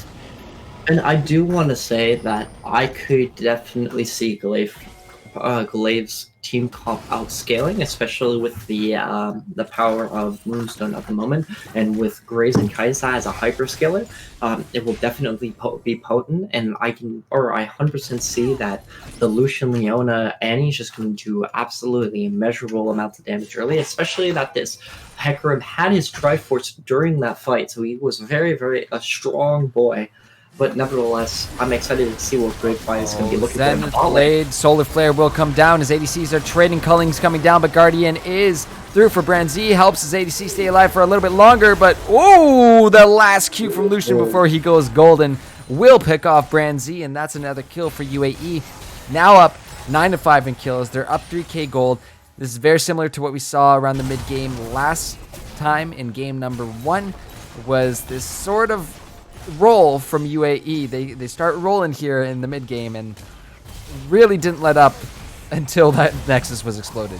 Hecarim has just been an absolute monster this early game and really pressuring here in the top lane. We're at the point where either they can trade a kill into the top lane, as you can see, the orange. What is this champion? What is that champion? Assassin, tank, ED, everything you need. But another fight breaking out as Brandsy is jumped on. Zenith Blade is there, but Toast is just picked off the back line there. Garvin goes in for another, and that's the bot lane of GLV just picked everything. Off. It's falling apart for GLV at the moment. I'm feeling so awful for them because they're even though it's very hard to execute, they're just absolutely getting picked hard. Every play that I've seen them make, it was either very close to being bad or just being bad, and they really haven't found their break yet. Especially with the solo kills coming from the bot lane with the 2v2, even before the hacker was there, and the 1v1 to the top lane. It's just literally looking dreadful for Glaive Violet. Yeah, this is just going in every favor of UAE right now. We just said, you know, that gold lead was about 2-3K. It is now climbed to 6.5K here at 16 minutes. So this is getting into some dangerous territory where I think we've talked about, or even me and another caster have talked about, there comes a point in this game, the pre-20 minute mark, where a certain amount of a gold lead just kind of says, okay, this one's kind of done. There's not really any way of you being able to get back into this game. So Glaive really needs to be making some smart decisions here to look to get themselves back into this game, because it's looking really rough here for them right now. I mean, you gotta go for, I guess you gotta go for the Girth mentality. Never surrender. Everybody throws. And maybe if you can play the fights super well and find some key targets for that fraction of the second that you will have once we get into later parts of this game, you can really bring back a fight. But it looks like Karma. Oh no, that's Akira. Gets jumped on. One single little piece of CC there from Rizzy is enough to trigger two other members from his team to jump on there. Herald is actually being spawned up around this tier 2 tower and will take it, but I think U of Alberta is going to look to get another charge here from Shelly onto the inhibitor tower here, as she's slowly making her way around. And oh, that is actually very smart here from Branzy to stop the Shelly charge with the Bard ult.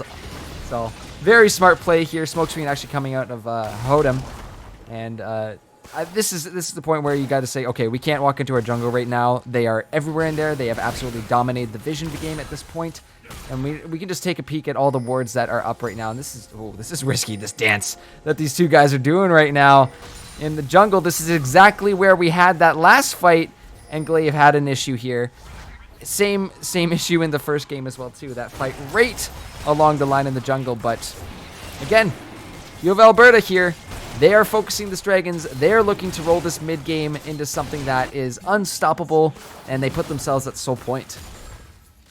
That Soul Point, especially for Ulster Soul, is very scary. And we've been talking about it, that they, at least for Glaive Violet's concern, is a very much of a poke comp. It's Graves. Yep, caught by the Zenith Blade, caught by the Soul Flare. Kira is here to turn things around onto Matthew. So is Owl, actually, and this might have been a bit of an overstep here, as Hecarim is actually going to be coming in with his ulti. Matthew trying to get out, but even though he flashes, he's going to get picked off by Owl there. And now Garvin is going to have to get on out. He doesn't have the rest of his team here to back him up. And even with Glaive being behind, this number game is still not something you can quite win yet. And unfortunately, the pick and the kill was coming off of the support there that didn't have the bounty. Those juicy bounties coming from the Horn, coming from the Hacker, and coming from the Lucian. This is way too risky here. Lucian kind of steps up. He gets exhausted, but this could mean a big fight actually breaking out, or at least a member of UAE is going to be picked off here. Is a beautiful Q once more from Brand Z, but Toast is actually going to get picked off. Look at Hong Kong on the backside here. That's a big old Annie coming through. Set is here to trade on back. Akira is helping lock this Ornn down, and Tibbers just staring this poor Bard in the face right now as this fight is still being extended. One-Eyed Owl trading on a Hong Kong player. Guardian has returned to keep this fight going, but Akira is healing up. It does not matter because, again, this number games is so much in favor for U of Alberta. My apologies. They are just absolutely dominating every single one of these fights so far, and there's not much that Glaive can do to answer. UAE is taking Glaive Violet to school, my friends.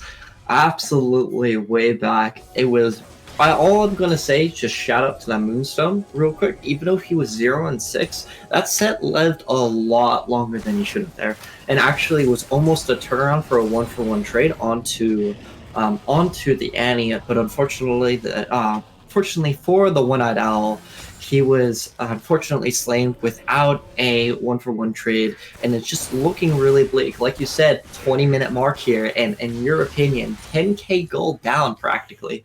Really 9k, but almost there. It's looking a little rough for sure. This is, I mean, it's not past, I think, that threshold. It's only off by about 1,000 gold here.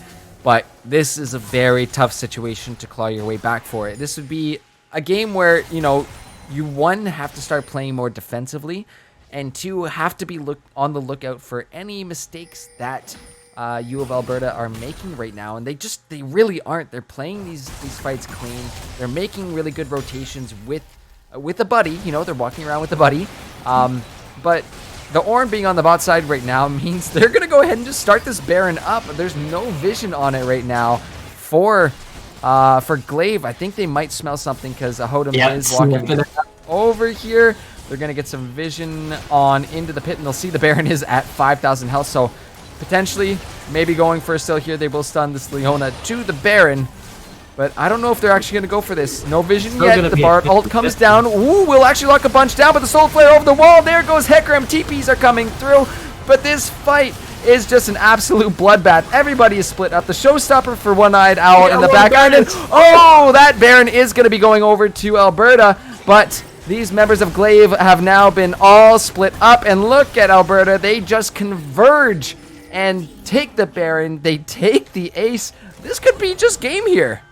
I'm just going to steal this from another caster here, and literally, UAE has been throwing their wallets at GLV Violet. All those early advantages coming in for that last team fight there was looking a little rough at first, especially how split up UAE was initially, but they really came back together at the very end to really secure themselves that Baron and that initial lead, going over to that soul in about 30 seconds or so.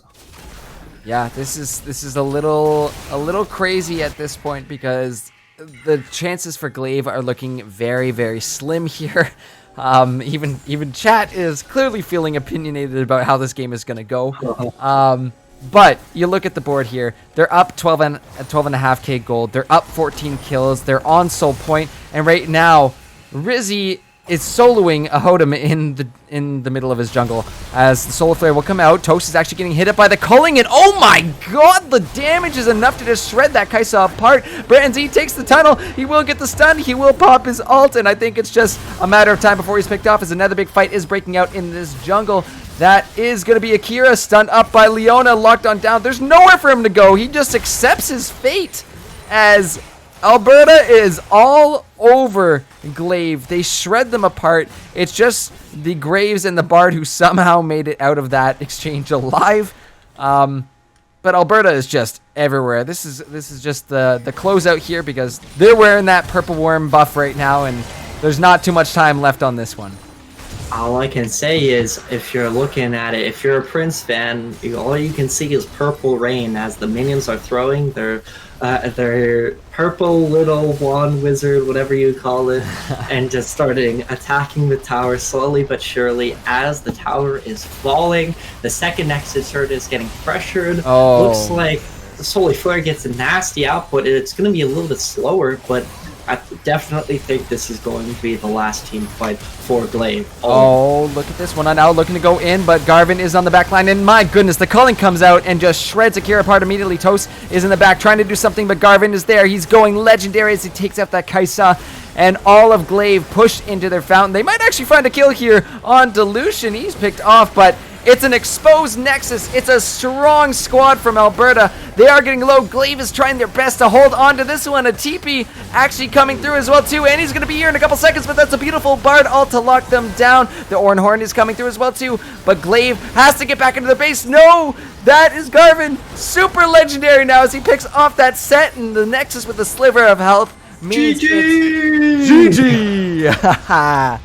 Oh my god, that game was a roller coaster, and it seems like UAE was able to get a clean finish off of GLV Violet. What are you feeling right now? I mean, Alberta came in here, or U of Alberta came in. They weren't actually in the league last week, so they were starting off 0-0, but they played that game amazing, absolutely amazing. As I'm trying to get some stats up here for them right now, but clearly League is not wanting to cooperate, unfortunately. He was still recovering from that game, I think. Yeah, that was just absolute domination from Alberta Esports. I mean, we saw again a very similar situation in Game 1 versus Game 2. Is that, Alberta took things pretty easy in the early game. They didn't look for anything too crazy. There was a couple answers, gank for gank and stuff like that. You see the opposite jungler on the top side. We saw some stuff on the bot side. But really, it was pretty even up until we hit that 15-minute mark, and we saw dragon after dragon going on over to Alberta, and it just kind of snowballed their lead out of control, especially in that game 2, where we saw them just kind of take off, and there wasn't really an answer to come back to it.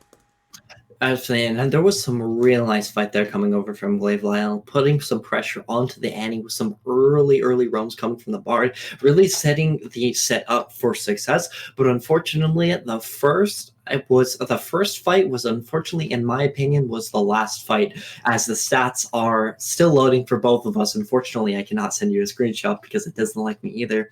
But the first fight, where it looked like a beautiful setup, the Bar got the perfect ultimate coming over onto the Hecarim, and I believe the Leona there, and he Bar poured over, got a nice juicy stun, locked them up for a good 5 seconds or so, but unfortunately didn't give enough time for GLV to really run over. The Kai'Sa was a little bit late into that fight. The set wasn't introduced until the Bard CC was over, and unfortunately Alberta was able to really knock some sense into him and get a huge lead just from that. Yeah, that was some really awesome stuff out of Alberta, but that is going to be the games here tonight. We are going to take a short break and announce our player of the game afterwards, and we also have a couple more announcements for you then. So make sure to stick around for that, but we are going to pop that poll right now, so you can go ahead and start to vote for who you think deserves that player of the game from game number 2 here out of our University of Alberta players. But super great stuff out of them. They look really strong, and I'm really excited to see them as this league goes on. Only week 2, we got lots of action left to go.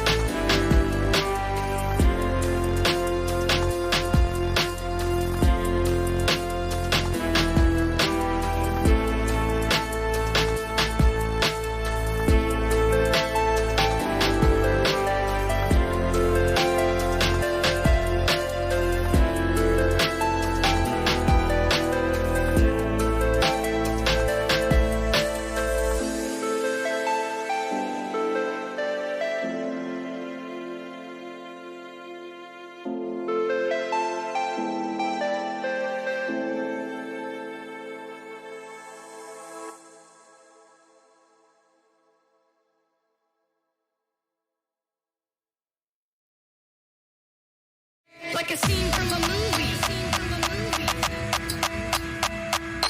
Let's make it juicy. Let's make it juicy. Like a scene from a movie. Let's make it juicy. Let's make it juicy. Like a scene from a movie. Let's make it juicy. Like a scene from a movie. Let's make it juicy. Let's make it juicy. Scene from a movie. Let's make it juicy. Let's make it juicy. Like a scene from a movie. Let's make it juicy. Let's make it juicy. From a movie. Let's make it juicy. Let's make it juicy. Like a scene from a movie. Let's make it juicy. Like a scene from Man, that is so juicy.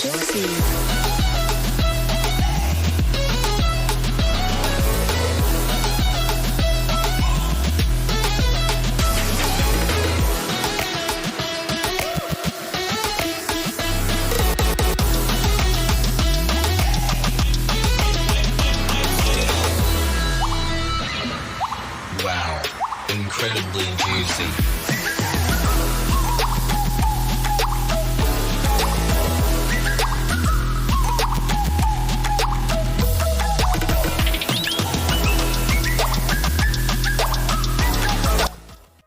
All right. Welcome back, guys. It's your boy Gurf back on the desk, and we've got a completed series as well as another player of the game, and that's none other than Woshi Garvin. Unfortunately, I was not able to get the KDA League. Did give me a bit of a rough time there, but that is our player of the game for game number 2, going massive on that Hecarim. I just got to say, some of the rotations and ganks this player was making was pretty damn on point. So, really great stuff out of University of Alberta Esports tonight.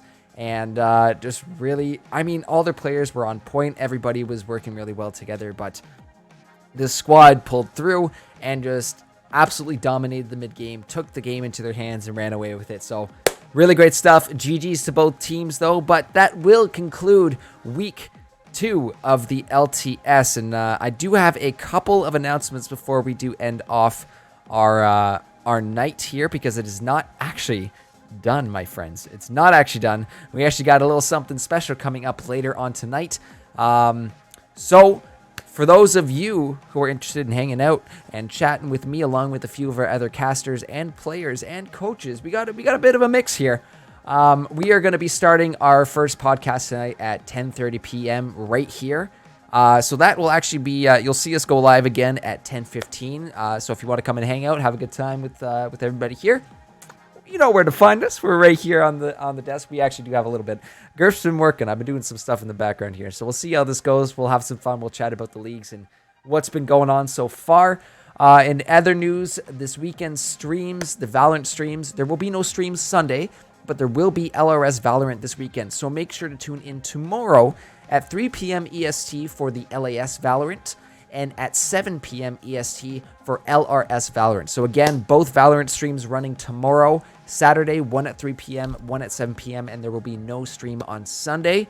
In other news, that's pretty much it. We got lots to chat about tonight. We're going to have a little fun time, hang out with the guys on the podcast, so make sure to be there for our first episode this season of Let's Talk Legends, as it's going to be whatever it is going to be. But thank you, Matt, by the way. This is why I love having the desk down here, because I can see you. Hi, Matt. 9-0-10 on that Hecarim. My God, that's some impressive damn stuff. So really good stuff. Thank you for that update. But that is going to end it out tonight. So thank you to all our players, all our teams for competing tonight and giving us one hell of a show. But guys, I'll see you back here at 10:30 for Let's Talk Legends. You are going to see the stream go down, but it will be back up in a little bit. So see you soon. Have a wonderful night. Have a wonderful weekend. GG's, guys, and can't wait till next week.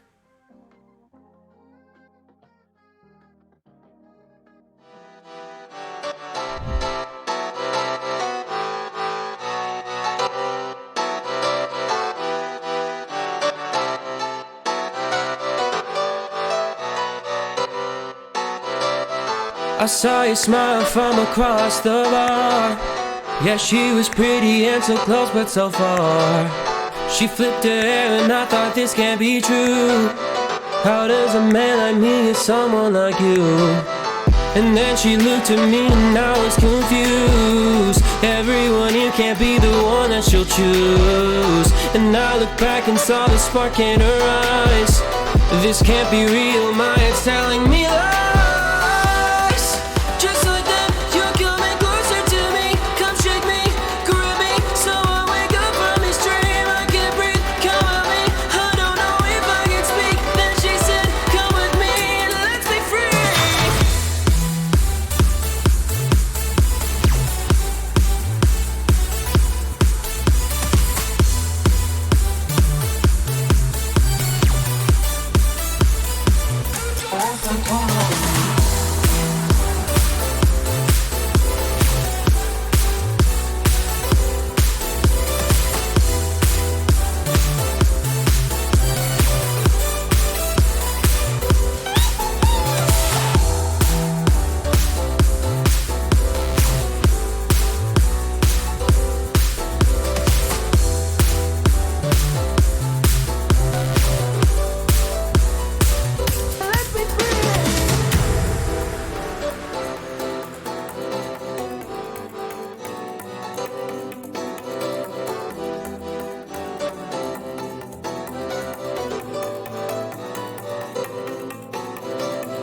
The night is young and I think this could go far. The sky is dark but you're my shooting star. Could see your face reflect upon the moon. It was a pretty summer night in June. And then she looked at me and I was confused. Everyone here can't be the one that she'll choose. And I looked back and saw the spark in her eyes. This can't be real, my head's telling me lies.